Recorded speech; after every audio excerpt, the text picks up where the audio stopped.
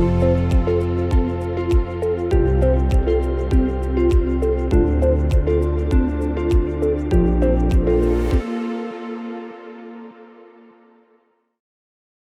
welcome to our first quarterly symposium of the year.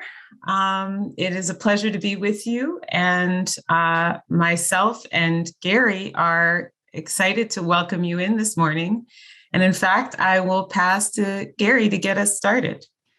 Thank you so much, Saba. Good morning, everyone. I just welcome those who have been working with us at the Homelessness Policy Research Institute for the last few years in partnership. And I welcome those who are in the audience, interested parties who want to know more about how substance abuse disorders interact with homelessness and how to help those people who are experiencing homelessness.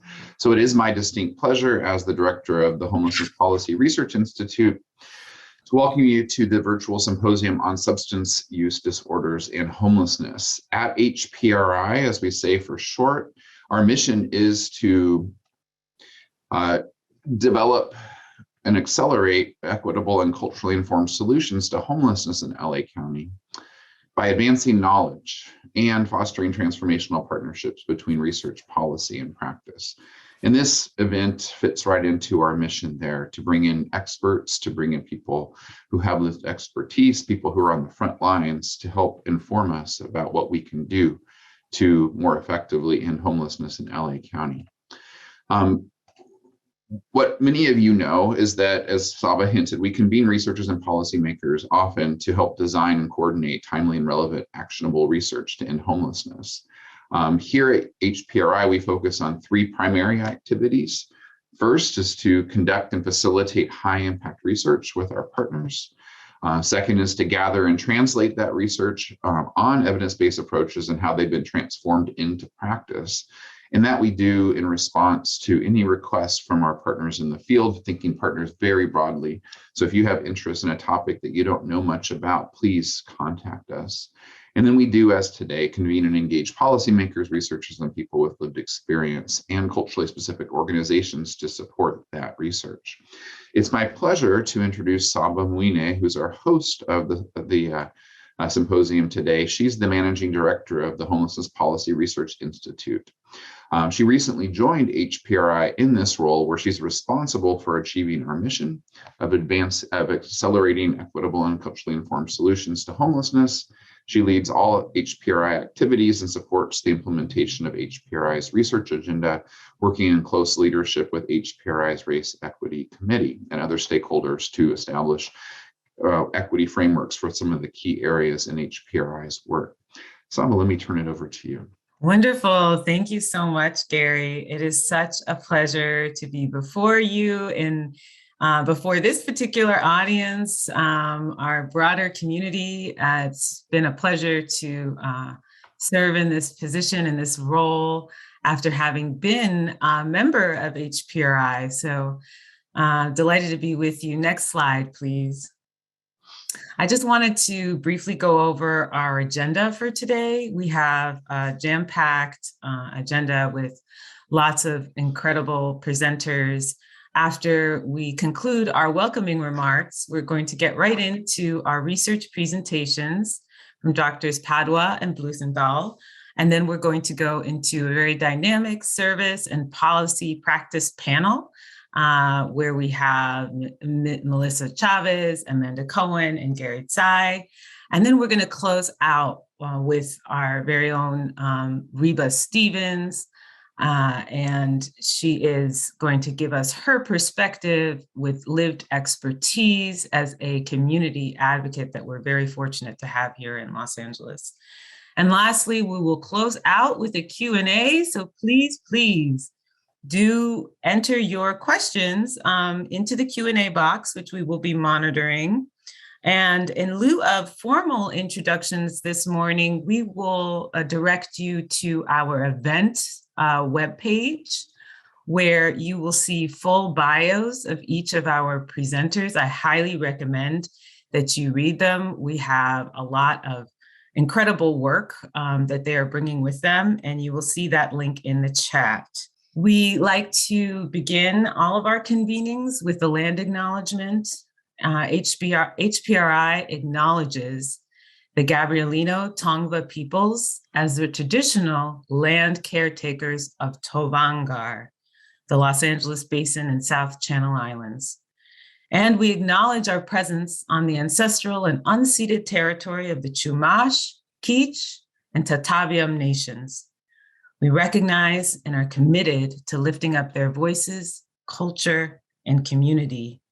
And we pay our respects to our American Indian and all of our ancestors, elders, relatives, past, present, and emerging, represented here today in all of us.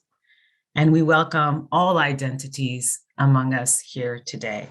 We also are very, very happy to announce that we have released our 2021-2022 research agenda, moving toward an anti-racist system for ending and preventing homelessness in Los Angeles. We are very proud of the work of our research committee and our broader community in co-creating this document.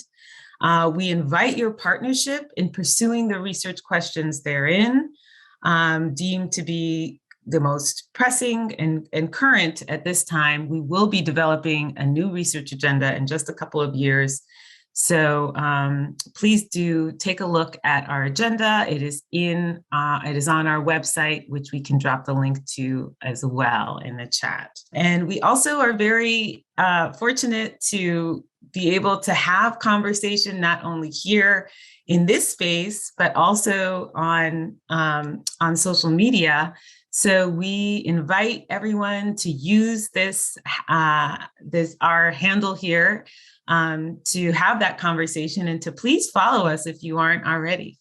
Okay, so we are going to get into the research presentations. I will pass it to Gary to introduce our researchers.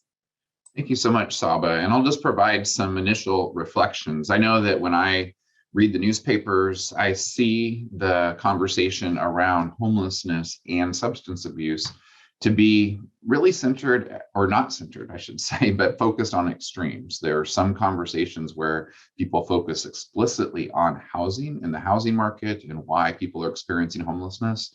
And we know that to be true among people who are the first time experiencing homelessness. Economic issues are paramount. But we also know that substance abuse disorders are prevalent among people who are experiencing chronic homelessness.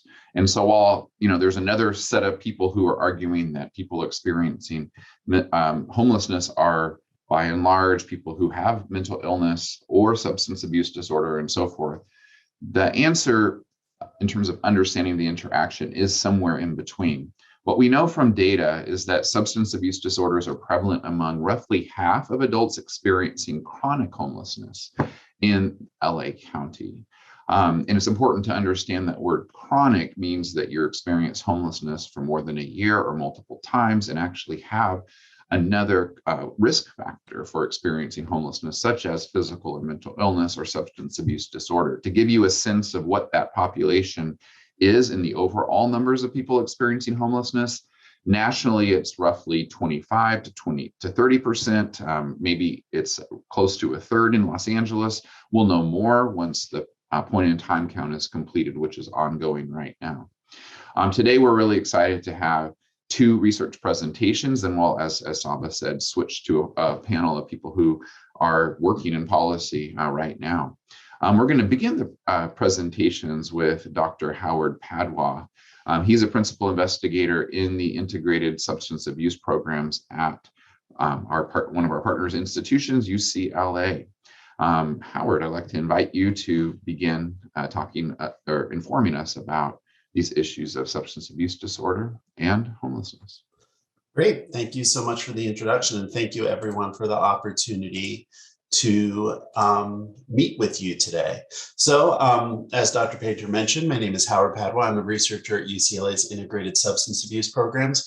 One thing you'll notice, an unfortunate linguistic artifact, is we call ourselves Integrated Substance Abuse Programs, but we don't really use the term substance abuse anymore because it's stigmatizing. The term we generally use is substance abuse disorder. So just so you know, ISAP is working on changing its name.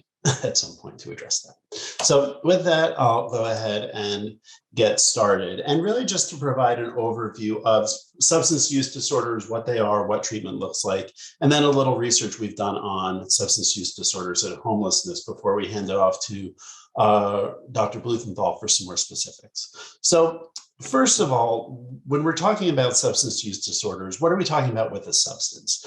What we mean is a psychoactive substance, which is one that interacts with the central nervous system of the brain and the spinal cord. And the way that these substances work is they change the way that the brain and the spinal cord function.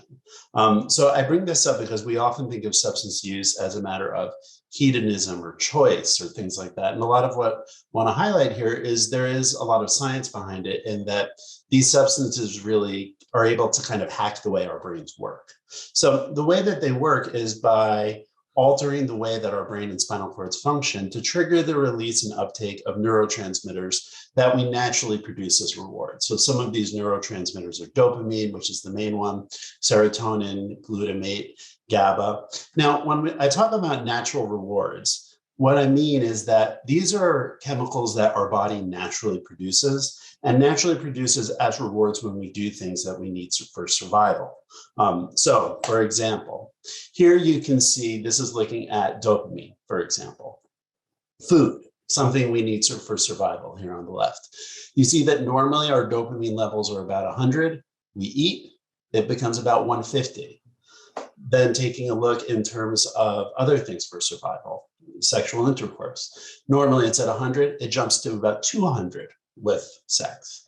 Now let's take a look at what dopamine does with psychoactive substances. So alcohol, ethanol, the main active thing in alcohol, it's about 200. So it's about the same kind of dopamine release as we get with sex. Then we take a look at nicotine. You see the pink line here of 200, it jumps up to about 225. Then if we go to the stimulants, which are very prominent among our population here, take a look at that. So our body naturally kind of maxes out at 200. With cocaine, it can go up to like 350 or so. Then take a look at methamphetamine, which is kind of the biggest and often most problematic issue. Jumps up to 1500. So we're talking about 7 times the normal natural rewards our body is capable of producing. So it's little wonder that these are very habit forming, and that these are things that people really enjoy. They really do kind of put our system into overdrive, and that's what makes them habit forming and makes them pleasurable. So the question is then, what is a substance use disorder, now that we know what substance use is and what it looks like? So a substance use disorder is a medical condition that comes from prolonged use of substances in problematic ways. And it's important to remember, because I think it's something that came up in Dr. Painter's introduction, is that most people who use substances do not develop a substance use disorder. We're going to see maybe slightly different numbers in the population of people experiencing homelessness, but generally most people use substances do not develop a disorder. As for who develops a disorder, we still don't really know why. Like with a lot of things, it's a combination of genetics, environment, lifestyle, etc. So when we talk about what is a substance use disorder, it's not something like you can take a test, like a blood test, and see, does someone have a disorder, yes or no? It's really recognized through behavior in terms of impulse control, social impairment, risky use, signs of tolerance, and withdrawal. And the American Psychiatric Association, in its latest definition, has 11 diagnostic criteria. And basically, they classify it as mild, moderate, or severe substance use disorder, depending on how many of these criteria you meet. Now, something to highlight here, and this gets to the fact that this is really a medical condition, is that prolonged substance use really changes the brain and the way it works. So take a look here. What we see here on the left is quote unquote controls. So people not using substances regularly. On the right, we have people who regularly use cocaine, methamphetamine, alcohol, heroin. You'll take a look and you see there's a lot more red in these parts here. The brains on the right don't light up in the same way. So what this means is that and the reason for this is that as the brain kind of goes into overdrive, releasing all this dopamine, these other neurotransmitters of pleasure, it changes the way that it produces them and has kind of the uptake of them, therefore kind of creating a different brain function. And in order to feel okay, to get back to this kind of control level in terms of feeling the regular amounts of dopamine that we need to feel okay, more substance use is needed to accomplish that. And that's part of what creates the cycle of problematic use. Now, here's another view of it. So you can see here, before methamphetamine use, the quote unquote control brain. And you see we have these things in the middle, the yellow, the red lighting up. Then we have 4 weeks later, after stopping use. What you see here, it's not lighting up at all. 6 months later, not lighting up at all. So if we think of this, this is like, wow, this means that your brain really is not going to be working the same way after you have a disorder. But let's take a look at what happens after 6 months. A year later, take a look. The lights are coming back on here. So we're starting to have recovery. And then 2 years later, we're almost back to normal. So what this kind of illustrates is a lot of the physiological and brain issues that emerge from substance use. Yes, they last a while, but the brain can and does heal. It can recover with treatment, with abstinence. And treatment generally includes behavioral therapy as well as medications that we have for opioids and alcohol. And a key thing I'd like to highlight here, and the last slide kind of illustrated it, research shows that at least 3 months of treatment is associated with better outcomes. So I bring this up because we often have the image from the movies of someone hits rock bottom, they check into a residential treatment facility for 28 days, they leave and they're all better. What we know from this slide here, 28 days is not enough time. This is a chronic condition and it takes time for the body to heal. So given that, we need to adjust our expectations for our clients in terms of why are you just did a month in residential, why aren't you better yet? It doesn't work that way. It's something that Dr. Sai will be able to speak to later on, is the way that really we want to treat this more in an ongoing way and treat it as a chronic condition and be able to make treatment last long enough for people to truly recover. So the other thing to keep in mind with substance use disorders is that people who get publicly funded SUD services, so people kind of low income, live on average 26 years less than the general population.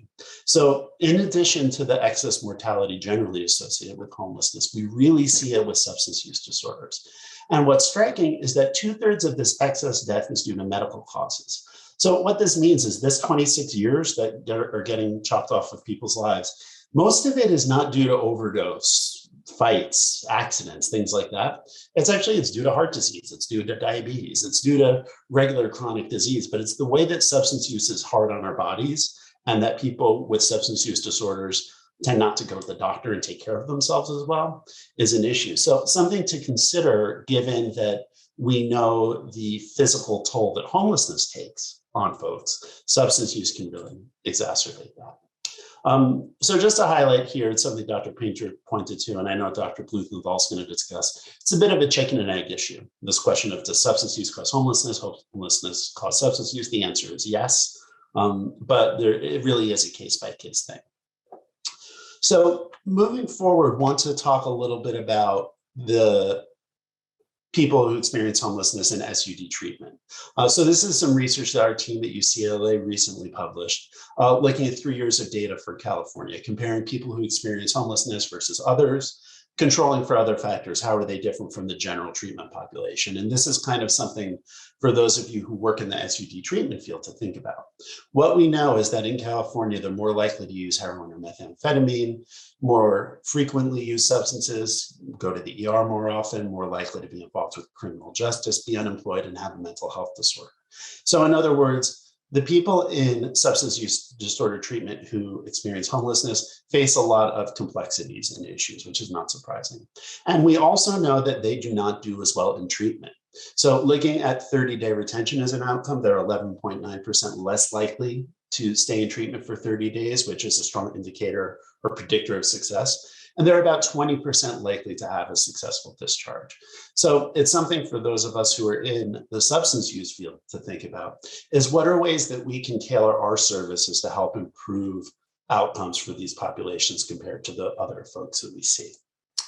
And I'm going to wrap up with discussion of a couple of kind of broad philosophies we hear about in the field related to substance use. One is housing first, which is the idea that is pretty much well accepted by now, that rather than saying you need to be quote unquote sober and then prove that you're ready for housing before you can get in, the idea is that you provide immediate, permanent, low barrier, non-abstinence-based housing right away. Non-abstinence being the key, meaning that someone does not have to have gone through treatment in order to be able to go ahead with getting the housing. And what we know is that housing first generally improves housing retention, criminal justice involvement, improved quality of life.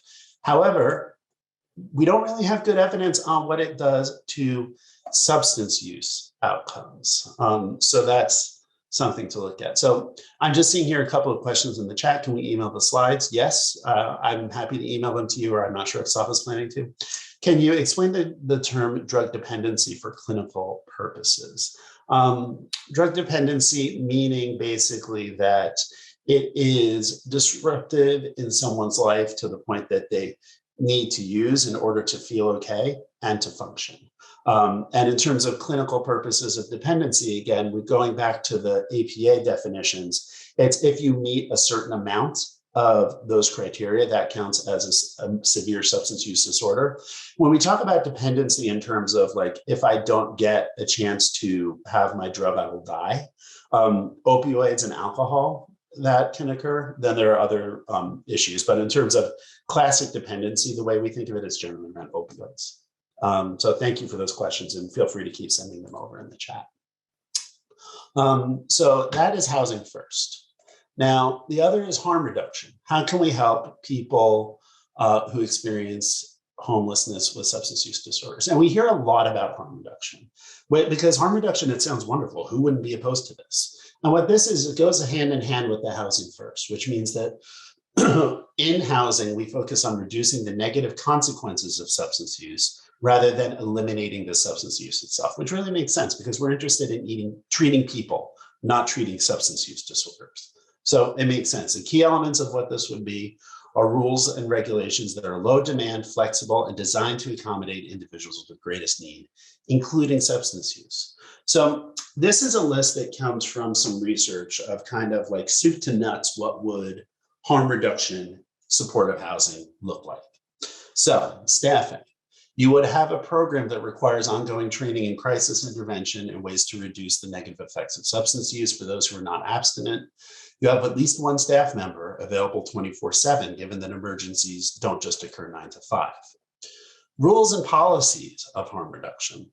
One big one, you allow alcohol use or drug use in units. The idea that if you are able to do what you need to do to maintain your housing, that it's okay in harm reduction. Only evict clients who demonstrate violence, threats of violence, or excessive lateness in payment of rent. If a client's unhappy, you relocate them. You hold housing for a month in cases of hospitalization or incarceration. Flexible with mixed payment. Formal policy and protocols with tenants to prevent eviction whenever possible. And low demand, meaning that you don't require clients to want to be fully engaged in treatment and recovery and so forth. You need the case management to maintain the housing, but that's it. And I see here a question in the comment from anonymous attendee, very sharp question. What's the fine line between harm reduction and enabling? And I think this is something we'll discuss in the discussion later on. So thank you for bringing that up. But you anticipated my question, which is, this is one of those things that's a list of like an ideal world. And everyone likes to say, we like harm reduction, we support harm reduction. But what parts of this do you, as people who work in the system, what parts of this seem realistic? What would work? What doesn't? Are there parts that may not be feasible or appropriate? And especially, as Dr. Painter mentioned, given that housing stock is an issue, getting landlords to come on board is an issue. I think it's a balance between wanting to get as much housing as we can, but also being realistic in terms of understanding that these are things that maybe a landlord would not want to sign up for. So thinking about what are the limits of harm reduction, even if we want to be moving in that direction, what are ways we can take the positives of harm reduction that we can do now in the world as it is, and what are the aspects that maybe will be for someday in the future. So with that, here is my email. And as I mentioned, happy to email the slides later if Saba or Saba can send them out to everyone. Thank you so much, Dr. Padwa, for really that grounding, and delighted to send your slides as well as all of the slides from today. And now I am very happy to welcome in Dr. Blusenthal to present his portion. I'm happy to be here, and let me just say I'm so happy to be involved in HPRI's activities, and really thrilled at the newish role that Saba has taken in the leadership of the program, which I think is outstanding. So I'll be just talking about research that I've conducted in Los Angeles since 2001 among people who inject drugs. And let me just start by giving you a little bit of overview. So I'll talk a little bit just based on the data that we have from the latest, the 2020 homeless point-in-time count by LA Housing Services. And then I'll talk about trends in homelessness among people who use substances, and then drill down a little bit on what existing policies we have around homeless encampments and how that creates, I think, makes a problem worse rather than better. Before I get into that, let me just say that, like, my main take home from doing research with people who inject drugs for 30 years throughout the state of California is that basically, for most of that time, they were mostly housed. And really, the homelessness crisis hit this population more recently in the places where I typically do research, the Bay Area and Los Angeles. And it's happening because of our overheated housing market. And it has devastating consequences for these populations. And so I think whether or not someone uses substances or not, if they're unhoused, I think we need to change the debate in a way that we recognize that it is a crisis of the first order, and that all of us are going to need to pitch in and change what we do to see that, so that 60,000 of our fellow humans aren't finding themselves in very difficult circumstances on a permanent basis, which is sort of the circumstance we find ourselves in now. All right, so that's my general view, and I'll show you why I have that perspective. So this is out from the homeless count, and they're very clear. We need way more affordable housing. It's very clear that the disproportionate impact of homelessness on African Americans is due to systematic racism that excludes our populations from educational opportunities, employment opportunities, and housing opportunities, and has, both historically and continues to this day. And then we have a problem with our political economy that won't really come up, I don't think, today. But it's important to note that, as far as I can tell, it seems like the job of most large corporations is to depress wages to the most humanly possible, keeping them as low as possible, and that just doesn't end up working for most of the population. So we're generating more unhoused people than we're able to build housing for, and it's because of these systems, right? Racism, this political economy focused on keeping wages low for folks in high expensive places like Los Angeles and others. Howard talked about this a little bit. Drug use contributes to homelessness through the prohibition policies, right? So for years, if you had a felony conviction for substance use, you weren't able to be in public housing, for instance. And so that's a sort of structural barrier that we put in place, those of us who don't use drugs. But of course, drug use can lead to chaotic lifestyle, difficulties remaining employed, staying in meaningful relationships with others. And then, of course, the criminal justice system and its focus on Black and Brown people has led to a disproportionate impact on those families and those individuals in terms of their life opportunities.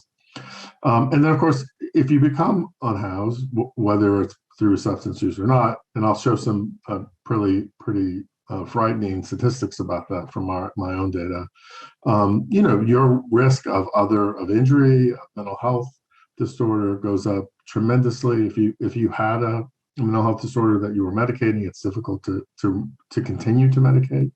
And then there's some sort of instrumental issues around the safety, and we, in my studies, people talk often about using meth to stay awake at night so that they're not assaulted. And then you get exposed to other people who use substances. And one of the things that is true about drug use is that it's a social behavior, importantly. And I think we lose sight of that often because we want to moralize about it. But it's something people do often together. And if your case mess of social contacts changes and becomes saturated with people who use substances, that will have an impact on you, on your trajectory around substance use over time. Okay, and then I'd like to emphasize this point. Most people who are unhoused are not seriously mentally ill, and they are not substance users. So, and this is just a slide again from that point in time estimate. So if you combine both SUD with serious mental illness, about 41% of the people who are unhoused now in Los Angeles have those conditions. So it's an important contributor. But it is important to realize that lots of people become unhoused without any substance use or serious mental illness. Okay, so let me just show you some of my data. So I've had the good fortune to have been able to conduct a series of studies, 5 in the last 20 years in Los Angeles. And this is just sort of a quick summary of those. They're mostly a mix of cohorts and cross-sectional studies, and they're all with community recruited people who inject drugs. So they're typically heroin, fentanyl, and methamphetamine users, and then some also use cocaine and prescription opiates, and other prescription tranquilizers are also pretty popular. As I sort of alluded to at the beginning, I'm really a drug use epidemiological researcher, but I've become a homeless researcher because my population has become homeless. So this is just data from our samples over this sort of period. And as you can see, there's been substantial growth in being unhoused in this population in most of the neighborhoods that we've routinely collected data in over time. So, a 50% increase in South LA, a more modest 20% increase, 20% increase in Hollywood, and then doubled in East Los Angeles, and even downtown it went up a substantial amount. So I, wanted to lean into understanding what is being unhoused due to people who don't who use drugs. And so this is from our current study. So we've been collecting data and only in Hollywood and East Los Angeles since basically May of last year. So these are fresh data, preliminary data. About 70% of the participants in our studies in those 2 neighborhoods are unhoused, and the mean years of being unhoused is about 4 years. What I did here is I just looked at some basic important, sort of security, physical and the social security issues. And as you can see on the slide, or the first bucket on the left, we use these basic needs items from that were developed by Lillian Gelberg at UCLA. And this is it's a Likert scale. So their question is, never to usually.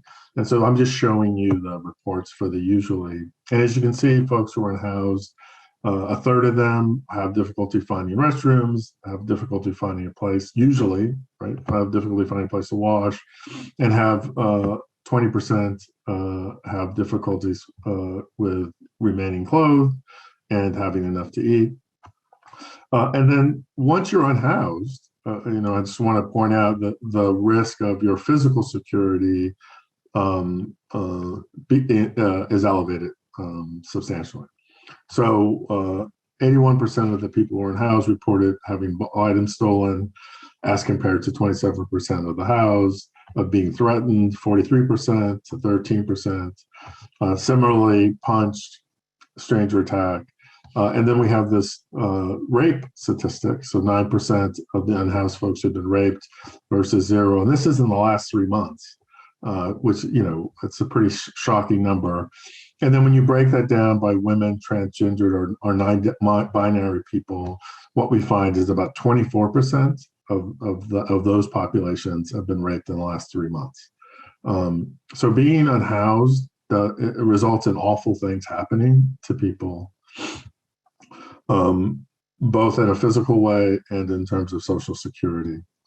So into that space, they're already sort of really being brutalized by the circumstances that they find themselves living in. We have this issue around moving people around, right? So we don't like these, or some of us don't like these encampments. And so there's been a lot of effort spent on removing them. And I think that's going to end up making the problem worse, not better, for the individual. So if we want people in substance use treatment, if we want people housed, if we want people with serious mental illness being treated, disrupting them on a routine basis with these encampment clearances is not helping. And so what happens when people, as you see on the left, or just report the number of days people have spent outdoors, so 57 days on average, with a median of 7. So many of the unhoused people are outside most of the time. People often have to move their tents. So some of that happens for the routine sanitation cleanings that go on in some neighborhoods, and some of that happens as part of the effort to remove encampments from certain areas. And about half of the moves, so if the mean is 14, about half of those moves are due to police, security guards, or sanitation.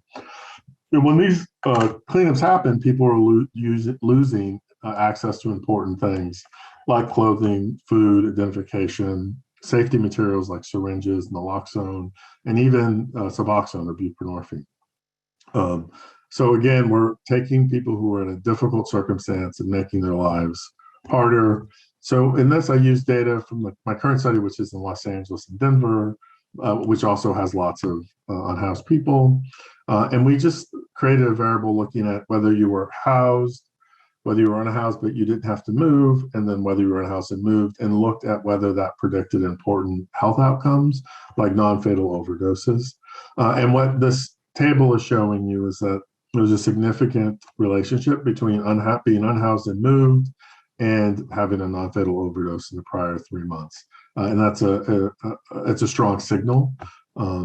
So the odds are about 4 times higher that you'd have a non-fatal overdose if you were unhoused and then forced to move. And then similarly with receptive syringe sharing, which is the way in which HIV and hepatitis C are largely spread, but also include bacterial infections, abscesses are contributed to by this behavior. And again, being unhoused and not moving and being housed and moved results in a significant escalation of individual risk for those populations. So let me just conclude with this sort of observation. We want people to be able to achieve well-being, and to do that, they're going to need extraordinary support because they're being extraordinarily brutalized. And we have to remove this disconnect between, I don't like seeing encampments and I'm dealing with the homeless problem. Like every time these encampments are cleared, you're harming people. You're not helping them. And we need to create a system that's well-resourced and flexible enough to accommodate the needs that people have as we move them into housing, to retain relationships, to retain pets, to be in neighborhoods that they want to be in. And not, to honor if they want to be in a sober setting or not in a sober setting.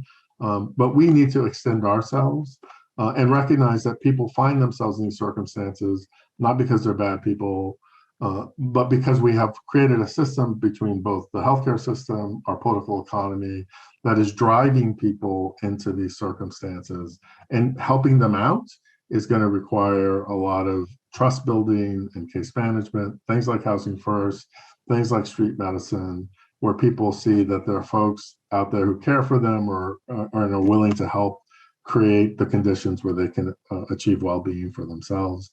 There was a recent report in the Lancet about the relationship of homelessness and HIV, and it's important to recognize that hepatitis C, the way we're handling these problems for people who inject drugs will result in HIV outbreaks and hepatitis C outbreaks. So it's really in all of our interests to see that we create a circumstance that both is flexible and well-resourced to sort of address these problems.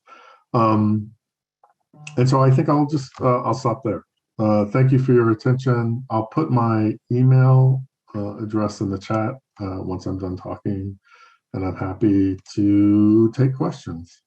Thank you so much, Dr. Blutenthal. And actually, there was a question in the Q&A, which may have already been answered in the chat by Dr. Padwa around approximately what percentage is drug use a causal factor in homelessness, and for what percent is it an effect? Not sure if you're able to address that real quick before we transition. We don't want to get the research questions. We don't want them to get lost. Well, I mean, we know that most unhoused people don't have substance use problems in general, right? When they're interviewed, they're not reporting substance problems. So I think that's important to recognize.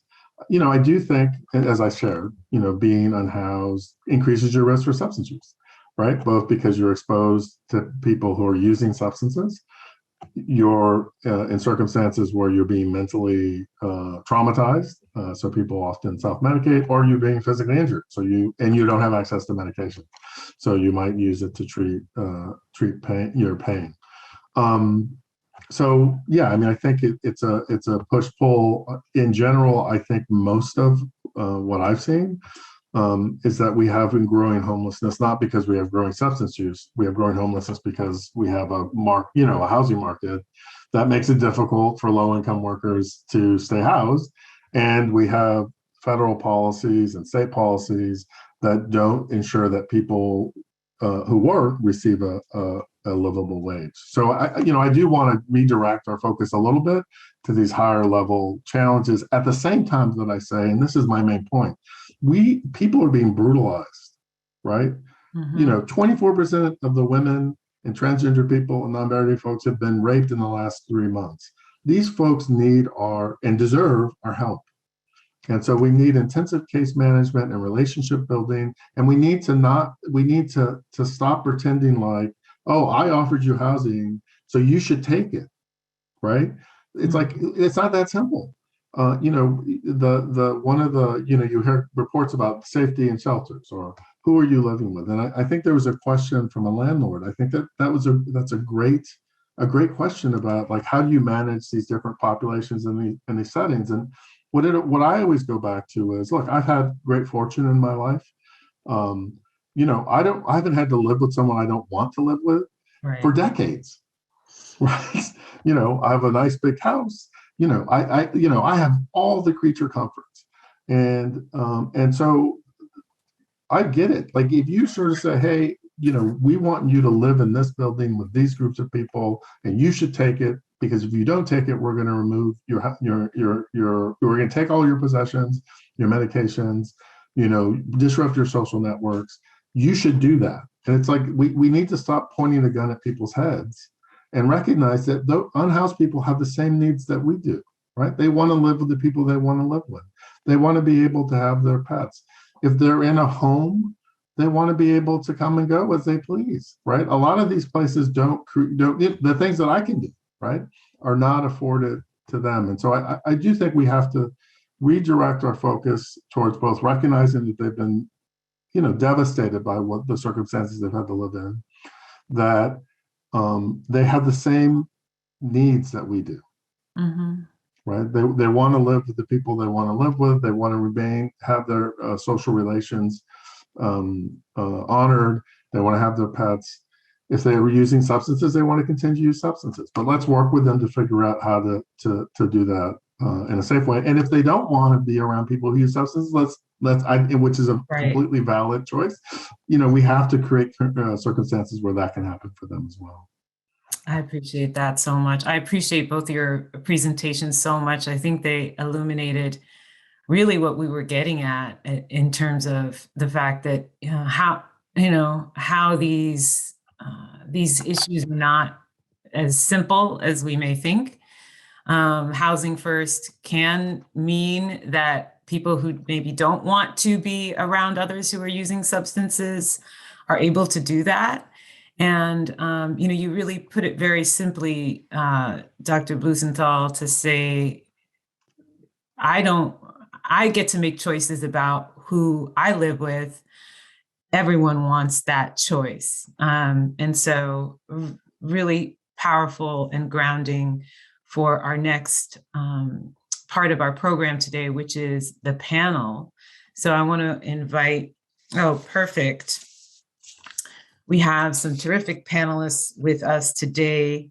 And as many of you know, as part of our mission and purpose, we are committed to understanding how research informs lived experience, service provision, and policy practice, with a goal of furthering our collective understanding of equitable and culturally responsive approaches to homelessness. And to that end, we're very happy to turn to our service and policy practice panel, which is my pleasure to moderate the conversation. And then following our panel, we will hear from Ms. Reba Stevens to provide her extensive expertise on lived experience of homelessness. So I'm really happy to welcome Melissa Chavez, Amanda Cohen, and Gary Tsai. And I invite you to look at their bios, which are available on our event page. And if we could have that link dropped again in the chat, that would be excellent. And I will ask us, now that we've seen these lovely photos, which I was so glad for, let's go ahead and take down the slides and see you guys in real virtual life. Welcome. Welcome, everyone. It's so great to be with you. And I guess I first want to offer you an opportunity to respond to anything that came up in the research presentations before we get into our kind of questions, our panel discussion questions. I know everyone on here are passionately working on this issue. Just wanted to provide space if there was something that was like really kind of knocking on your heart. And I see some heads nodding. So whoever, maybe I'm picking on you, Amanda, because I saw your head nod, but feel free to go ahead and chime in. Hi, and thank you. Yeah, I was furiously kind of scribbling notes. There was a lot of things that I think got pinged, but I guess the one thing that I kind of wanted to start with is that I think we have to just culturally start moving ourselves away from this dominant narrative that we have about interdiction and criminality that gets lumped in with substance use. And kind of as we're kind of, I think, all culturally going through this awakening about systems and structures and racism and how it plays out in every society, in every structure and facet, is also undoing what we have been told and indoctrinated with for years and years and years. And so I think that was kind of what was, when I was looking at the Q&A, that was what was going through my mind about that. I think sometimes it's also, we have to start undoing some of the stuff that we've been told for very long. Indeed. And they're really intersecting that addiction, criminality, the thing of systems kind of telling people what to do, as well as how white supremacy is just interwoven into all of this and every system yeah. and every narrative. Yeah. So that's really helpful. Gary? Yeah, I think that both Howard and Ricky had touched on points related to how we best engage individuals with substance use. And, one of the things, obviously, the Substance Abuse Prevention and Control, or SAPC, as a part of the Department of Public Health, is focused on both substance use prevention as well as treatment. And one of the things that we're really making a deliberate focus is on engaging people who are not necessarily interested in treatment at this time, right? We call them, that group as a whole, the 95% in terms of federal data that demonstrates that at least 95% of people with substance use disorders either don't want it or don't think that they need it, right? And I think that traditionally, we've created bars for people to step over in order to want treatment enough, right? And we're moving away from that approach, although there are still certain Medi-Cal requirements, for example, that we do have to follow. But we're trying to move away from that approach to lower the bar as much as possible, and also to specifically focus on the 95% of people who are not interested, because otherwise we're focusing all of our time and energy on the 5% of people who are interested, which, because they're interested, they would be likely entering one of our doors in either case, when the reality is that the most population of need is that 95%. So, I think that whether it's harm reduction, which we certainly support and are expanding, or just a general approach to which we think about, talk to, conceptualize substance use, including its interface with the justice system, and wanting to break that, I think that it really does require a cultural shift in the way in which all of us here, including our prevention and treatment providers, think about this issue. So I just wanted to touch on that before we get into the panel discussion. Thanks. Oh, excellent. So appreciate that. And I'll go ahead, Melissa. No, I think it's important. I mean, I love what everybody is saying, and the research that Howard and Dr. Blumenthal presented was fascinating. But I think I always like to tie in the fact that I think our systems have created, historically, were created for, for folks who were not people experiencing homeless. They were created for people who were not Black or who were not Latin. So I think that's something, before we can even adjust any of our systems, it's something that I think needs to be brought to light. And we need to understand that first we need to start dismantling systems by creating awareness. If you think about our systems until now, they have really dehumanized a lot of the same people that we're talking about today. So the likelihood of those same people experiencing homelessness to trust these very same systems that we're talking about making adjustments with, that trust has been long gone. We've really dehumanized these people. So it takes a lot of work, a lot of awareness before we can make these changes. And I think that's something to really I want everybody to kind of sit on and think about, like, how do we, before we make adjustments, how do we become aware? How do we express to people experiencing homelessness or people who are struggling with substance use disorder that these systems really are going to be created for them, and that we really do care about them, and that the systems are empathetic to their needs. I think until we can change those people, the focused population, until we can change their way of thinking a little bit, they're not going to be receptive to these new systems that we're talking about adjusting. But it starts at a global level, and it starts at really just making, putting the awareness out there. And it also starts too, I know Dr. Gary, you brought up about our Medi-Cal systems, for example. There are so many systems that are getting in the way, not just the programs that are at the street level, but at the federal level. And how it doesn't allow access for some of these folks. It prevents them from having access to these type of programs. So meanwhile, we can make all of these adjustments, but it's not just making adjustments at the service level, it's making adjustments at the global level. And I think that's really important just to take away. Excellent. So appreciate those comments from all of you. And actually, it's a perfect segue, Melissa, into our first question around what are the major challenges? And I think these are some of the things we've been discussing, but to the extent we can get, even more specific from your perspectives, what are the major challenges that people experiencing homelessness face in accessing, right, and receiving those services? Certainly the access piece is of great interest, and I think that access is also a systemic barrier. So if we could hear, maybe starting with Amanda, just a response to, what are those more specific kind of access barriers that we can name? Well, there's a few. I mean, I think there's a really prevalent myth that the same with those experiencing homelessness not accepting shelter or housing is the same with those with substance use. And I also just want to say that it's not everybody's unique and individual. And I think that's the other part of it too, is that we have this system and we kind of have this like blanket response. That's a barrier, a blanket response, not seeing people for people and individuals.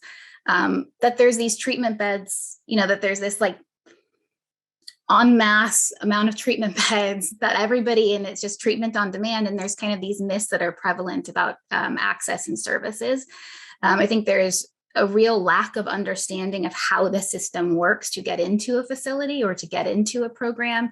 You're asking somebody to go through incredibly traumatic experiences and discuss probably very painful,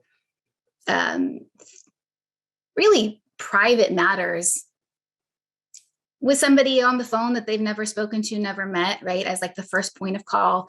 And then if you get through to that person, and then you get a treatment bed, and the systems might not actually be aligned, right? So it says that there's a bed available, and that person contacts that agency and there's not actually a bed available.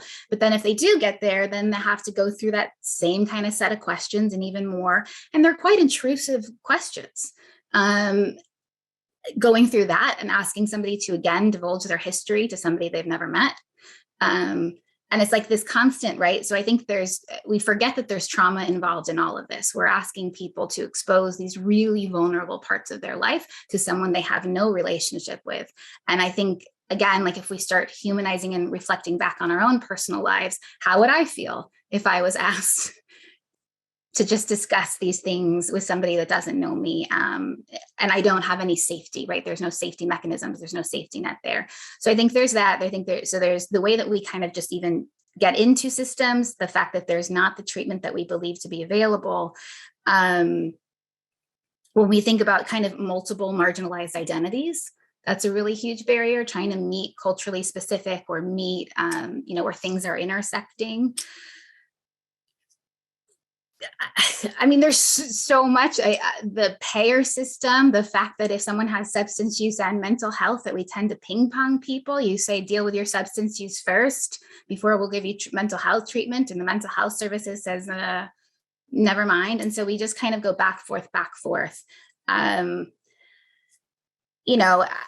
just kind of, and I want to guess, maybe it's a tangent again, but I just want to say, when we spent a lot of time also on non-evidence-based resources and non-evidence-based programs for a majority of our systems are laid out that way. And so when we kind of ask people to go into these programs that maybe aren't evidence-based and that they maybe don't work for people, like that, again, is a form of structural violence. Like we are perpetuating this same kind of system over and over again. And so I think, now we have this, it's great that we're embracing harm reduction and there's more systems, but we have to remember that really up until really recently, there was really one way of programming. And that, so to ask people to fit in, everybody to fit into this really kind of narrow space is something to think about too. Mm-hmm. Melissa, do you want to respond before we move on to the next question? No, I think she's really on point. I think, a lot of our systems are very linear. This is something I've been seeing for a very long time. When we talk about people experiencing homelessness, we're talking about, also substance use disorder. So there's several things going on with one individual, layers and layers and layers of trauma.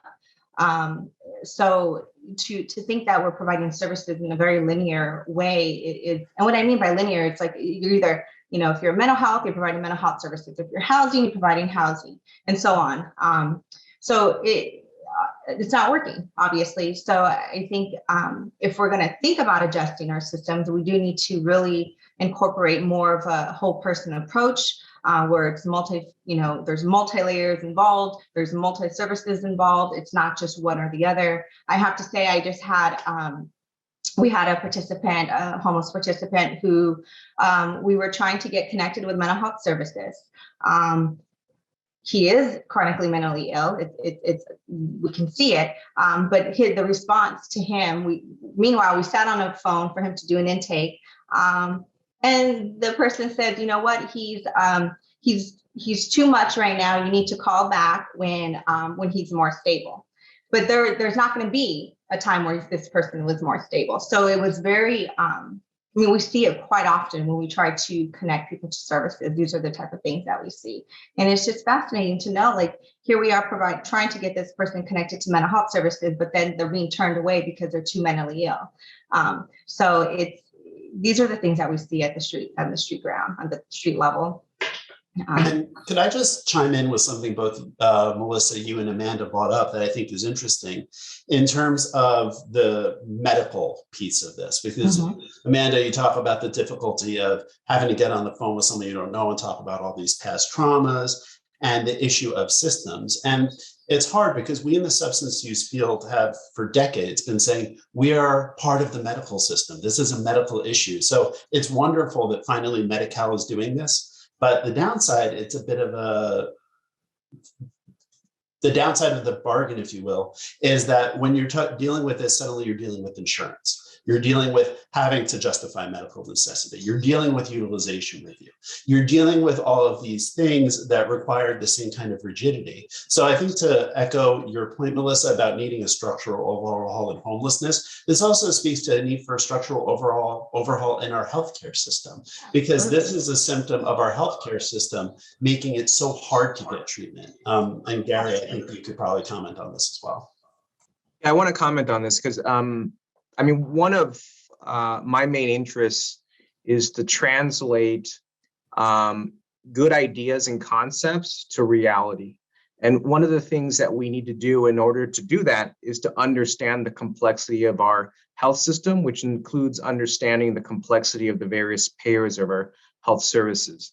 And so when it comes to Medi-Cal, I think that Medi-Cal and other payers, one of the areas where we made some progress with CalAIM, but I think that with collective advocacy we can continue to make progress, is to try to better align Medi-Cal requirements with some of the flexible services that we're talking about for PEH, for people with SUD, for people with SMI and SED, right? Because the reality is that if we're only going to be, it's easy to fund flexible services with flexible funding. The problem is flexible funding is always limited. There will never be a time where we have enough flexible funding to fund all the services that we want. And so in my mind, the way to create sustainable services is to figure out ways to get sustainable funding, like Medi-Cal, which is an entitlement, to pay for those services, right? Which then requires some flexibility in the various policies, oftentimes fiscal policies or utilization policies, that govern how those payers determine what is and isn't paid for. There's a good example also with naloxone, right? One of the challenges that we're running into is it's very easy to get a stock of naloxone and hand it out. The problem is that approach oftentimes doesn't allow us to leverage Medi-Cal, because with Medi-Cal, you're generally needing to attach a naloxone dose, right, or the 2 doses that's in the package, to an individual, right, which then requires an individual to go to a pharmacy or get it in some other way, which is the piece that is always missing. And so one of the things that we've had some early conversations about is how can we create a pharmacy benefit under Medi-Cal that's effectively in the field, right? Whether it's the pharmacist that's in the field or whether it's some other way for us to be able to draw down Medi-Cal for this individual that we're meeting on the street in order to actually get it paid for through Medi-Cal, as opposed to paid through some kind of fixed grant that ultimately is going to end, right? Because the naloxone distribution project with the state, it's great right now. We all know that it's not going to last forever. right? And also, we're not necessarily even able to get all the doses that we would ideally want. And so, to find ways for us to leverage the payer system to work with us, I think is the way to really scale projects in a sustainable way. And frankly, I think that part of our jobs is to help with that translation, right? And so things like this more flexible pharmacy benefit through Medi-Cal, and other ideas for us to fund field-based services, right? Which under the drug Medi-Cal waiver, we can fund some field-based services, right? It's not completely limitless in terms of what we're able to do, but it's much better than where we came from, which prior to the drug Medi-Cal waiver was essentially funding based, right? Depending on the eligibility for funding that a particular client had, they had different services than someone else, which we all know is not the way that healthcare functions, right? If we have a condition, I don't care what insurance I have cancer and I need treatment for my cancer, right? And that should be a very reasonable expectation for substance use and mental health conditions as well. And just to provide some context, when Dr. Sire refers to the drug Medi-Cal waiver, it's basically an overhaul of the substance use system that began here in LA County in 2017. So it's all very new in terms of the way a lot of these things are being handled now. Great. Thank you. So I knew this was going to be an incredibly rich discussion, and it certainly is. And we have one more question that we'd like to address. What are the challenges, and how can systems and services execute culture change to create more racially trauma-informed and culturally responsive or specific services? I can take first crack at that since others took first crack last time. I think we talk a lot about kind of connecting hearts and minds. The best way for people, I think, to achieve culture change is if they have a friend, a family member, a loved one who's gone through it, because then they know, right? And oftentimes when we see really impactful laws, they're written by legislators who either have gone through those experiences themselves or have been in touch with advocates or their constituents who kind of translate it in a very real way, right? And so the extent to which we can get people either out into the streets or to convey through storytelling. This could be through, documentaries, could be through social media and kind of short films or short videos, TikTok. I mean, there's all these different ways, but to kind of visualize it and make it personal is what I think is really important. And, I think that SAPC has done various media campaigns where we've tried to do that. But media campaigns will touch a certain portion of people, and other folks may not even see it, right? And so the extent to which we're all kind of personalizing this through story, I'm just a big believer in story, in kind of changing hearts and minds. And so I think that for us is one of the best ways to achieve the culture change. And in health systems where it does go a little bit beyond just kind of the empathy or how one feels.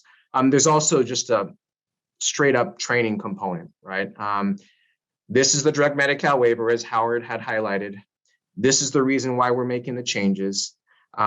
This is how you would operate in this new system in order for you to exercise the flexibilities that are now available, right? All of that needs to happen in order to translate good policy into action on the ground, right? Good policy and good ideas, because the easy part is the good policy and good ideas, right? The hard part is kind of going through all the layers. Oh, we need to train up our workforce. Oh, we haven't invested in our workforce in several decades. And we need to do that. All of that is why it takes time. Thank you so much. Melissa, did you want to respond to that question? I mean, I think it's also including people who have experiences, depending on who's creating these systems, programs. If you don't have people who've seen it, lived it, experienced it, in some way, shape, or form, you can't truly understand what the people need. You can't truly understand what people who are struggling with addiction need, or people who are experiencing homelessness, need. So to me, it's really about reducing, bringing in people who are who are obviously educated, but also who have that lived experiences. And then also, training people in the hospital settings, training doctors, training therapists, training, people at the front desk, at the medical clinics, to understand these folks, because that's where it stops. That people won't even go into a clinic if they're being treated that way. So you can't draw these people you can't draw people experiencing homelessness into these services without first, what they see first is the face. And if you don't know how to be empathetic toward these folks, or you cannot relate, they know it, they see it, they feel judged. So I think in a lot of places, and things are changing, obviously, I can see that. But in a lot of these clinical settings, you do really have, there are a lot of people who don't have that lived experience, and who maybe went through school and several years of school, and that's great. I'm not saying that's a bad thing, but there's a missing component that you couldn't truly understand. So it's important for these clinical settings and whomever these policymakers are to really reach out to people who've had these lived experiences, to talk to those people. Those people are valuable to us. Their input and their guidance is beyond valuable to us. It's things that we would never know if we didn't have the experiences. So to think that all of these policies are being created at the higher level, but nobody's talking to the people at the ground. Nobody's talking to the people who were raped. Nobody's talking to the people of color. None of that there's no discussion about that. So I think that's the biggest challenge, really, is getting folks across the board, whether we're in a clinical setting, whether we're on an outreach team, however that may be, the staff and workers, they need to be educated, and they need to understand the background, and what people really face when they're out there on the street, and what people have faced growing up. I mean, this is again, history of mistrust within our system. So just as long as it's taken us to get here, it's going to take us just as long to dismantle them and create good systems that are effective. And really, it's fascinating to see how a lot of programs are not providing outreach services yet. Unbelievable. We're talking about people experiencing homelessness, people with substance use disorder. To think that they're going to come to you, to think that they have transportation to come to you, to think that they're going to remember they have an appointment with you, to think, there's all of these things that play out. So the fact that services are not being provided at the street level is beyond me right now. I'm hoping that there'll be a shift as these next years move forward. But as it stands, it hasn't. There hasn't been a huge shift. And there really is, when you think about housing, you think about somebody getting connected to housing services. Quite often we hear about, the housing navigator, or, going out and attempting to reach out to the client, but then it's like, oh, well, we couldn't find them. So back to the list you go. That's not how it works with this population. There needs to be more of an effort. There needs to be an understanding, and there needs to be just the empathy that comes along with this work to really, really address the true needs of the population that we're talking about today. Thank you so much, Melissa. I'd like to close out this section, but I wanted to get to Ricky first with his response around that culturally informed, specific approach, or that any thoughts you have around that piece, Ricky? Yeah, I think it's important to recognize we don't know. We have to acknowledge we don't know. Like, I feel like my strongest strength as a researcher is I know I don't know. Right. I've not been homeless. I've not used meth or heroin or cocaine. And so if I want to have any insights into what's going on for these folks, I need to listen with humility and an open heart and an open mind, so that I can be helpful. And it's against everything I've been trained as a PhD researcher, but it's essential to actually making a difference. And then I just want to, I really I like what Gary was saying about talking about how do you restructure healthcare. I think one of the other things in the pharmaceutical idea, I think is brilliant. But the other thing we also have to address is the fact that our healthcare system operates on a scarcity model. So, we have to change that mindset. And it's a scarcity model, not for everyone. So I have plenty of healthcare and great access to it because I'm a full professor in a medical school. If you work at McDonald's, if you're unhoused, if you work at Walmart, your access to healthcare is radically different than the people who are policymakers and the people who contribute research. And so we really do have to stop thinking that we have this incredibly amazing healthcare system. We don't. We have a great healthcare system for people who are well off and a really bad and resource poor and scarce one for everyone else. And the fact of the matter is, like, the LA County USC operates at a 30% deficit every year, right? Because they don't get paid, right? They see everyone who comes in the door, and the health insurance that most people have doesn't pay them for the cost of doing the work. So we have to really rethink the whole approach to healthcare and have it focus on actual patient outcomes and people's and family needs, and not on someone making money, because that's really it's literally killing people at this point. Literally. And you think about healthcare also, if I may piggyback off of what Dr. Blumenthal was saying. In order to even access healthcare, there are a set of processes that you have to go through just to access healthcare. That's filling out a long application, following up with that application, getting attached to a managed care plan, and then getting attached to an actual clinic. Because if you're not assigned to the clinic that you show up at because it's your closest clinic to you, you don't get to be seen because you're not assigned to that clinic. So there are process. Yes, there is healthcare, but to maneuver the healthcare system is not very easy, and it takes a lot of work, time, and just understanding of how it works in order to even access the system in of itself.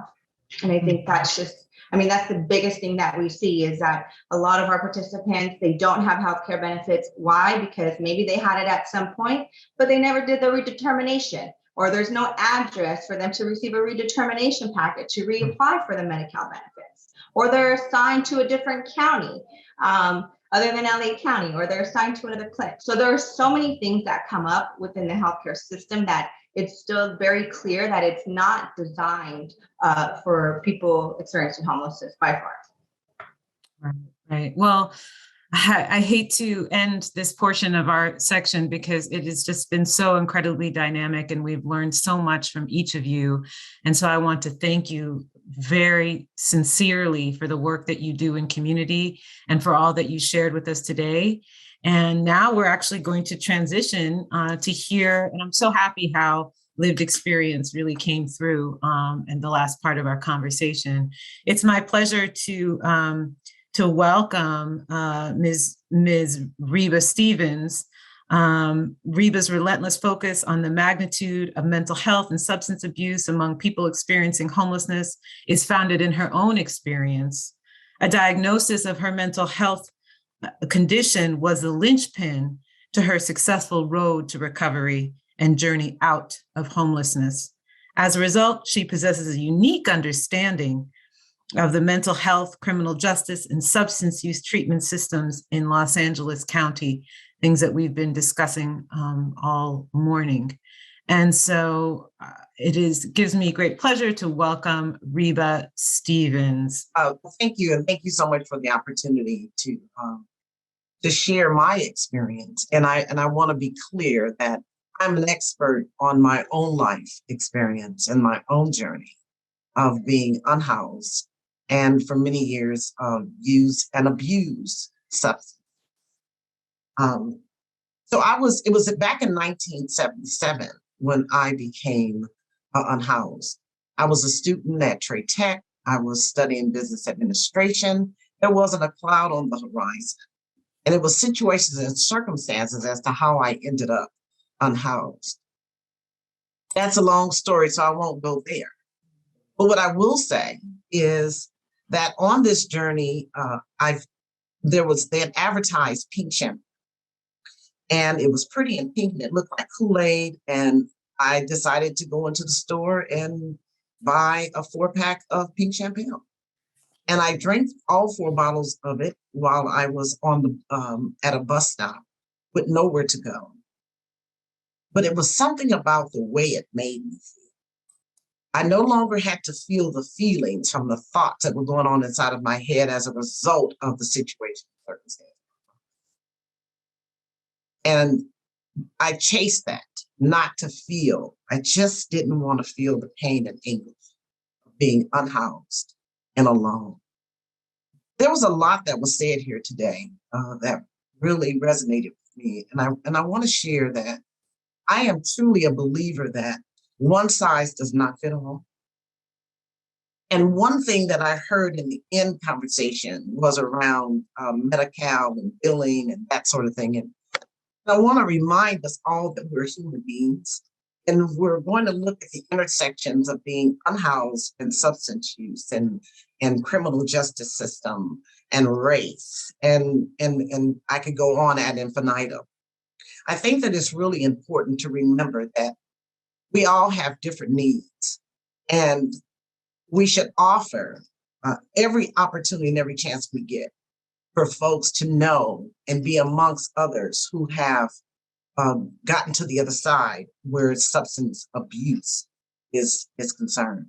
And so one thing that wouldn't cost the county or the system a dime would be all of our anonymous fellowship program.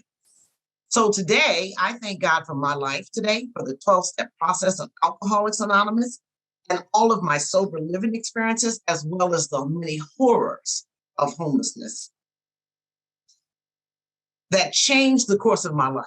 And so there was a lot of money that was spent because I went through many programs, many 12-step programs for our alcohol and drug rehabilitation centers, as well as in and out of jail. And there was a book. Do I have one? The 12-step process of Alcoholics Anonymous, and you probably can't see it because it's probably faded as a result, but it's a book that cost at that particular time $5.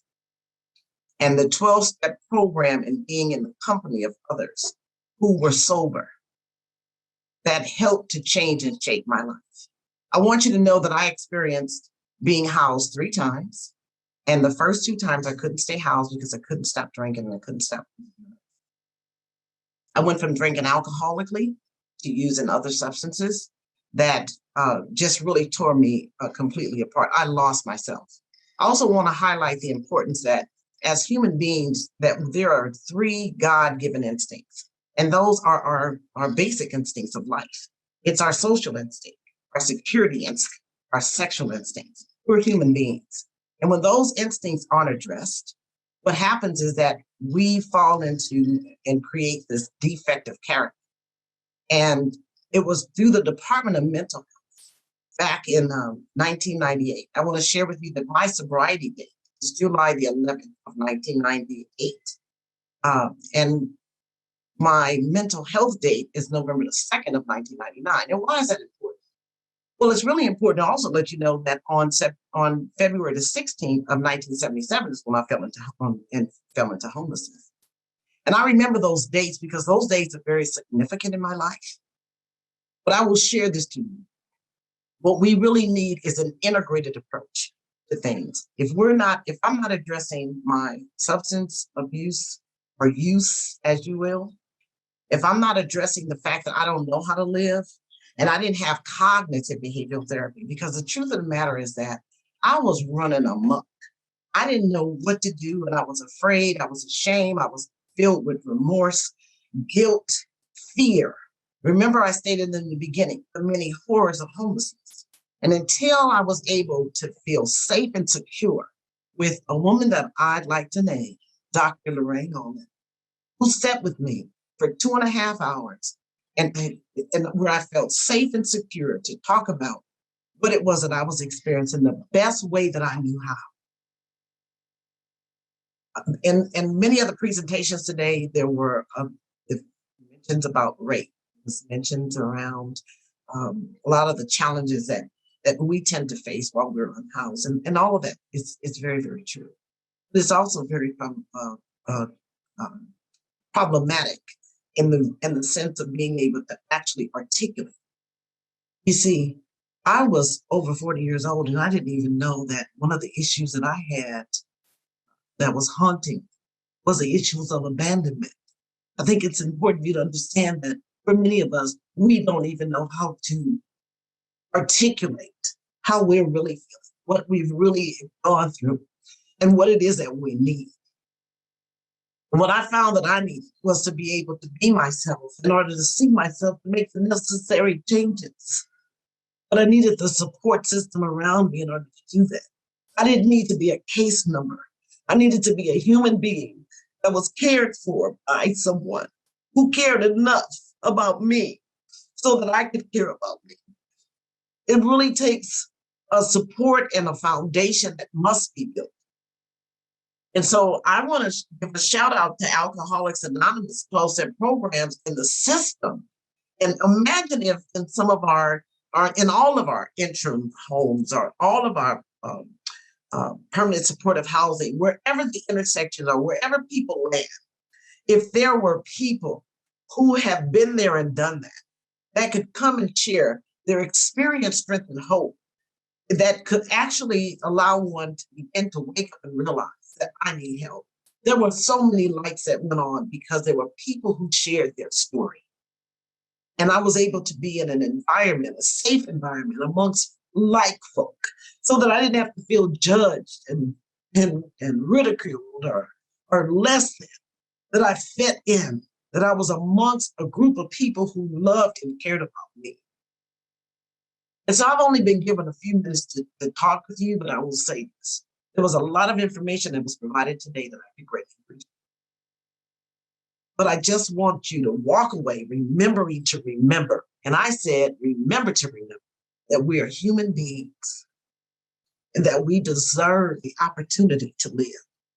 If I was during my time and my journey of being unhoused, and if I was in an environment where other people were drinking and using, and you said that, it was up to me not to drink, not to use, as harm reduction, I couldn't have suffered. If I was going through a housing first model, because I'm the real alcoholic, I'm the real dope fiend who drank to live and lived to drink and use, because I did not know how to deal with the traumas and whatever it was that was haunting me. I needed to get to the other side. And so I encourage you to, as researchers and SAPC, Dr. Asai, to really remember that one time in our lives, at least on my journey, there were many treatment facilities and doors that could open. And I want to share this story with you real quickly. I'll never forget. It was November the 2nd of 1999 when I walked through the doors of the Department of Health. I was homicidal and suicidal. And at that time, I was facing 4.5 years in prison on a 3-year joint suspension. And I was staying at his shelter. And I went for a physical appointment. And the doctor walked in and sincerely asked me how I was doing. And I was clinically referred to Augusta Hawkins Mental Health Center. When I arrived back to his shelter in arms, the treatment facility, they wanted me to sign a document that I did not want to go to mental health. And that was because they weren't going to be paid for me if I became a mental health. I think that we need integrated services, and we need to open up the gates and allow people to live and get what they need. This is a system that has created most of what we're experiencing today when we're looking at those of us who are unhoused. I mean, we've got almost 134,000 people outside that are unhoused, and I don't want to hear about that 66,000. But I think that there's something that we can do. We can do this together. We can begin to be more flexible, more fair, and really begin to have real conversations with people like myself, and I'm only one, who could really talk about those horrors and what it was that we need in order to get to the other side. How can we help each other? And imagine if 12-step program for inside of all of these facilities, that'd be a different conversation we could have. We could begin on that journey of having a social life and being connected to someone else and understanding why I drank the way I drank and why I thought the way I thought. Anyway, I don't know what else I have to give to you other than the fact that change is necessary, and it's necessary, and it's today, right now. Oh, thank you so much, Reva, for your remarks, for your vulnerability, for your story, for what you just put it all together with that piece around an just integrated approach, which I think we've been hearing themes of throughout, and definitely doing it together. Like Ricky had said at the beginning, that we each have our own kind of opportunity to be among the collective that's going to address these issues. And just so appreciative of everyone that spoke today. We are now transitioning into our Q&A. And so I would like to invite Dr. Painter to take us into that section. And thank you so much for all of the questions that people have put in the chat and in the Q&A box. Thank you, Saba. And I know that I really valued the contributions by every panelist, and especially the ability to provide instant answers. I want to uplift a question that was brought up before and answered to some extent, but I thought I'd just ask people specifically to talk about the role of race and how that impacts treatment with respect to substance abuse disorder and for people who are experiencing homelessness. And this can be answered by any of our panelists, researchers, and policy and practice panelists. Well, I'll go first because I had a recent annoying experience that I can share and get off my chest. So I'm a member of ASAM, which is the American Society of Addiction Medicine, and I work on a subcommittee with them on racial justice. And so we had an amazing presentation on structural racism by a doctor, I believe it's Amanda Lattimore. And she gave a very, she explained everything, gave a very well detailed explanation of what's happened to well-being for African Americans in this country over our history of habitation. And it covered all the highlights: redlining, work discrimination, underfunding of educational opportunities. I mean, how in the South you have two systems of both primary and secondary education because white people didn't want to go to school with Black people, right? That's why we have HBCUs, right? Just because white people didn't want to go to school with Black folks. So there's all this stuff that was going on. And so she gave this conversation, and then a treatment provider has the first question, and his question was, why do Black people like religion a lot, and so they don't accept our treatments?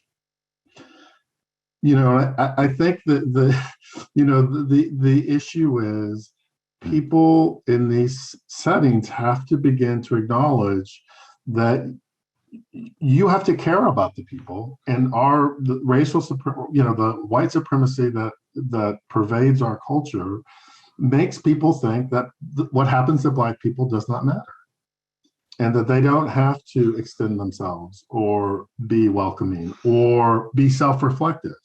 So instead of, like, if I ran a treatment program, and God bless the people who do it, you don't have great records, right? People are not being healed most of the time when they're in your facility. I get the impulse to want to say it's the patient's fault, but I do think providers have to begin asking themselves, what am I not doing to facilitate success for this person? I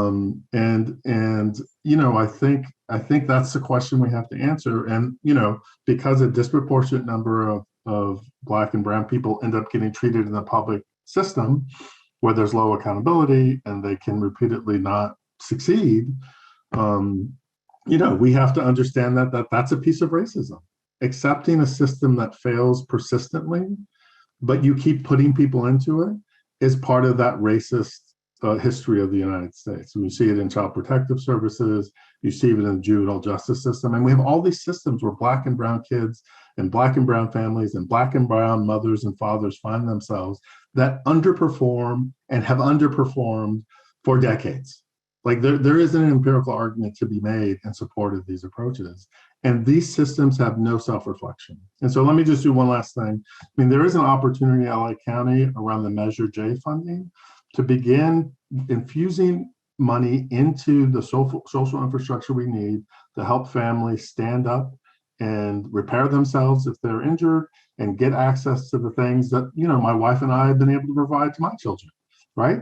Secured housing, excellent education, access to arts and culture. Like, that's what we want. And, you know, guess what? Kids that have those kinds of opportunities end up having fewer problems, right? Because people are resourcing them. And so we got to stop pretending like when we don't support public education, you know, when we you know, have criminal legal approaches to problems like substance use, not only you're not solving the problem, you're making it dramatically worse for the people who inhabit that space. And in this country, that comes out of racism. So, you know, I think people need to begin looking in the mirror a bit more and asking themselves, what am I doing wrong? And what are the things that I could support that are going to move us in the right direction? I think the Measure J activity is clearly one of those things. Thank you, Ricky, for such a clear and yet sobering answer. Anyone else from the panel wanted to comment specifically on that? I think one thing that I want to bring up based on what I've seen in the field is often well-intentioned attempts at cultural competence turn into stereotyping, assuming that all Black folks like X, all Mexican folks like Y. When in particular, you know, a third generation Mexican immigrant comes from a completely different world from a first generation Mexican immigrant.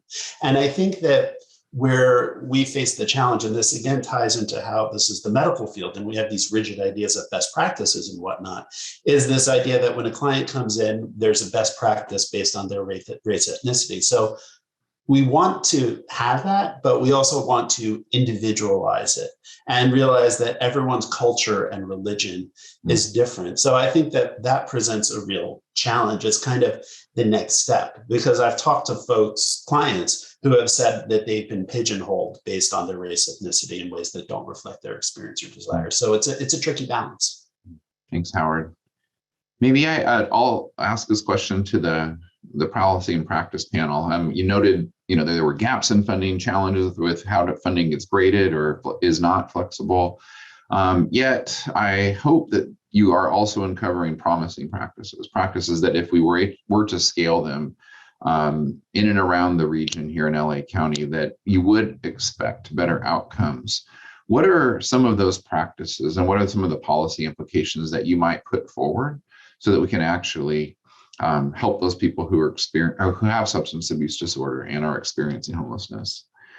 Gary, do you mind beginning from your perspective at the county, and then we could talk to our other policy and practice panels? And I'd love to have Reba, if you would like to weigh in as well. Sure, and I'm gonna try to deliberately not get into too many details to avoid this being more complicated than it needs to be. But you know, we've been advocating with the state for a while around the need to be able to leverage Medi-Cal for outreach and engagement services, right? Just because there were many situations where our providers sometimes would engage with the client. They might come for 1 or 2 visits, they might never come back. And if that assessment wasn't completed before they never came back, well, then none of those services was reimbursable. And so based off that, we've gotten to a point now where, and this is already current policy, right, where our specialty substance use providers can deliver Medi-Cal reimbursable services for either 30 days for kind of the typical population, or 60 days for youth and people experiencing homelessness, regardless of if they actually have an assessment done. So essentially, regardless of medical necessity, right? That's a really big deal because it allows us to fund services that are purely outreach and engagement, right? Now, we're clear with our providers that, and And, I think whenever we have flexibilities, we should always be careful about how they're actually implemented, right? Because the intention here is to not say, oh, we can serve people for 30 or 60 days, and that's the length of the program. We don't even need to do an assessment, right? That's not obviously the intention. The intention is use that time to engage. You should still be getting the assessment as soon as is reasonable and possible, because then we can provide a continuum of services under Medi-Cal, as is the intention, right? The intention is to provide, let's say, residential, then step down to intensive outpatient, then outpatient. So it's just like your extended primary care visits with your medical doctor, right? Where it's not just, okay, I'm in for 30 days and then that's it, right?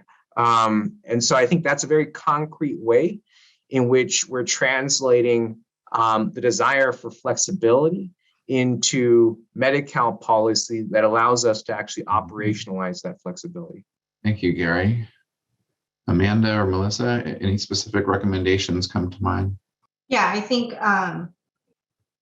for example, when we talk about the assessment process, what does that really look like? How long is that assessment process? How long is it? Are we talking 2 hours? From what I know, we're looking about a good 2 hours. That's not even including the wait time sitting in the waiting room. That's to say that people experiencing homeless have the capacity to sit around and wait. So meanwhile, we want to make these adjustments. I think it's important to also take a look at what the process really looks like, and if it's something. Are there questions that we're asking in the intake that is necessary? Are there the process of it? Who's doing the intake? Is it someone of color? Is it there's so many things to look at as far as the process is concerned. And I think a lot of people talk about the global perspective of things, but without really getting into the really nitty-gritty details of what that process looks like. And really, the challenge, just kind of going back to the question, it's the shoe size doesn't fit all, right? Like I feel like depending on what area you're in and what population you're really focusing on, you're gonna have to adjust your services to address that population and those needs and those preferences. So it really isn't that simple. It's definitely not black and white, but it requires staffing to be thoroughly knowledgeable about the different cultures coming in and out of their setting, whatever type of clinical setting that may be. And then it really does also, I don't know if I want to get into all of this, but, I know Dr. Blumenthal talked about education and stuff. If you think about that and, the education that we've all that maybe had spent several years in the classroom, what are we really learning? Is it really preparing us for the population that we're really serving? I don't know. I question that. I questioned it all of my time in school, honestly. But I knew I had to get through school and I had to get the piece of paper in order to really do what I wanted to do. So it's kind of like you had to suck it up. But it was not, there were a lot of things that came up during my education that I questioned. And especially as a Latino woman, parents being, from a different country, there were a lot of things that didn't sit well with me. And at the time, you kind of had to sit and be quiet and just make sure you did your paperwork and your researches and move on, So I really do question our education system as well. So who are these people coming out of the school setting, creating these policies? So anyways, I'm going to stop there. Thank you. Thank you, Melissa. Amanda, do you have something you'd like to add here, and Reba as well? Everybody's touched on stuff. I guess I was just thinking about the micro and macro, and even the simplest things, again, with barriers of, I look at my facility that a lot of our staff are not reflective of maybe a lot of the participants and the demographics, those simple, just simple metrics, the pejorative language that we use and we throw around really easily, right? The medical, I'm so glad Howard brought up insurance and binaries and buckets, but also the medical system, right? The idea is that the locus of control is the doctor and they are the ones that are the credentialed experts. And instead of understanding that people, right, we're moving to this client-centered approach, but it's like agency stripped away a lot of times in medical settings from folks because credentialed expert. And even just pharmacy benefits, when we're talking about pharmacy and we're talking about naloxone, we're really quick to tell people to access, just go to CVS and get Narcan, but we don't do our due diligence and call and make sure that there is Narcan there. And pharmacists have historically sometimes, that's also a medical home, and a lot of people don't want to go in there because they don't feel safe to do so. So I think it's just, again, understanding it's not as simple as we think it is. It's not as easy as go pick up X and go do that. It's like there are consistent barriers there. Thank you, Amanda. Reba, do you have a recommendation for action? Well, it as I was listening, it reminded me of when I was initially diagnosed with major depression and PTSD and bipolar 2. And the psychologist wanted to introduce me to a psychiatrist to provide medication. And what I think is important in this platform is to know that I drank and I used drugs for 21 years. I didn't need any more drugs. I didn't need any more drugs. And we don't do enough around introducing folks to what is it to be depressed? What is it to be stressed out? What does that look like? So that you understand clearly when it's happening. We need more mindfulness practices. And I hope that we would look more like at this holistic approach. We hear these key words, trauma-informed. What does that really mean? What does that really look like? What does it look like to the individual? How do you introduce that? How is one educated to practice? Because the truth of the matter is, I today still have to practice. I'm sober by the grace of a loving and caring God, but I'm also sober because I have learned how to cope and live with unresolved issues, right? How to pick up the phone. We don't talk enough about what it is that we need to do, right? This is all about what you went to school to do. Well, what about us? What is it that you can give us so that we can sustain? So that's what I have. And I'm hoping that you guys will think about involving us in being creative and innovative around creating something that perhaps, as researchers, we could all test out. Thank you so much, Reba. Could I bring up one actionable thing potentially? So a big challenge the field faces is, let's say I've experienced homelessness and I go into residential treatment. My residential treatment is up. I'm then going to, as Dr. Sai explained, transition to outpatient treatment. It would be wonderful to have sober livings, recovery residences. And we have some of these things, but not nearly enough. And like Dr. Sai mentioned, these are things that fall outside of what Medi-Cal would cover. But I think expanding the range of options for people who want sober living environments to live in environments that are supportive of their recovery while they're in outpatient treatment would be really key to helping solve things, because the residential beds are so scarce and we can do so much more good the more we can get folks in outpatient if they can get there clinically, if their living situation can be supportive of recovery. So in terms of something to advocate for, that's what I would push for. And there are folks up in the Bay Area who do a lot of research in that area. Great, thank you. Thank you so much, Howard. And I know there was just so many questions that were here.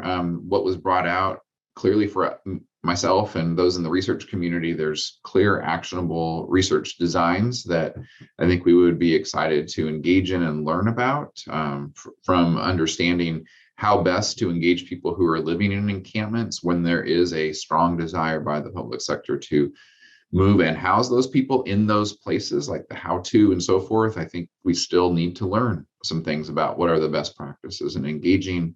And, as both Howard and Ricky, laid out, the interaction is so complex between substance abuse disorder, mental illness, and experiencing homelessness that we still have much to learn there. I'm going to turn it over to Saba to guide us to the conclusion of our symposium today.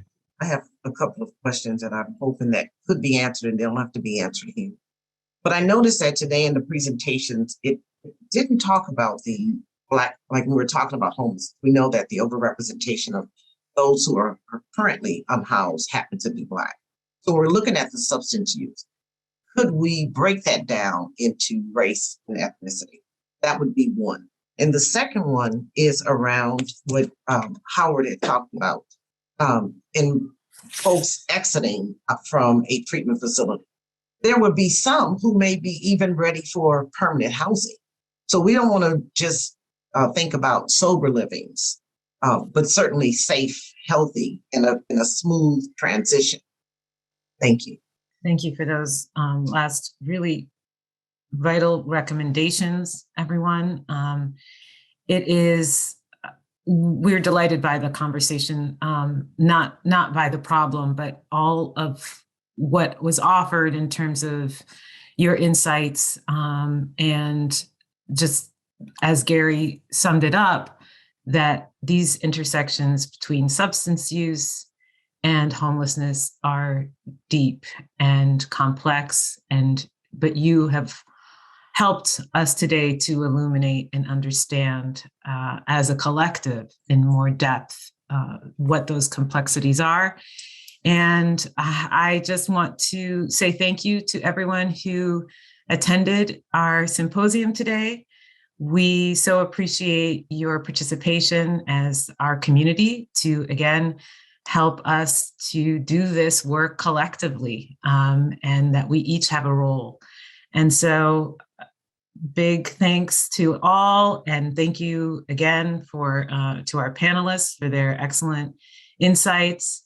We wish all of you well, be safe, and take care.